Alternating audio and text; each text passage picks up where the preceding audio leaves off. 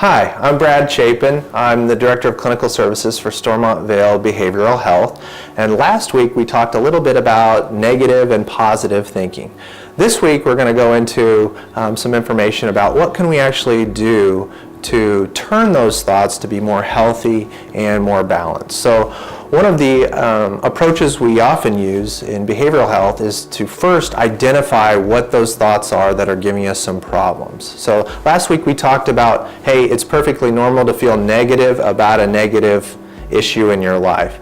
The question is often, how long do I feel that way and how intensely do I feel that way? And the cool thing, like we talked last week, is that you have control, some control over that. So the first thing we have to do though is identify what that thought is. And often those thoughts are connected to some core beliefs that we've developed over time.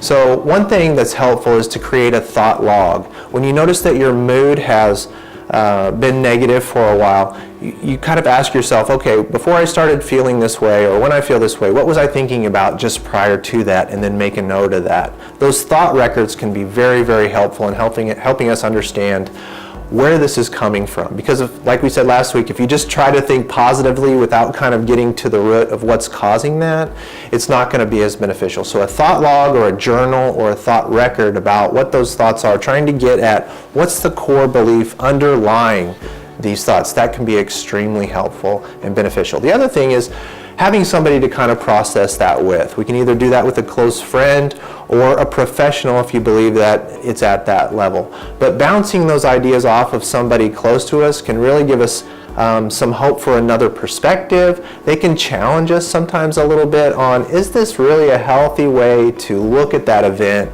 or is this connected to something that maybe we want to take a look at and try to change?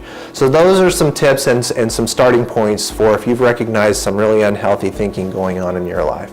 If you need more help, obviously seek out professional help from a behavioral health specialist.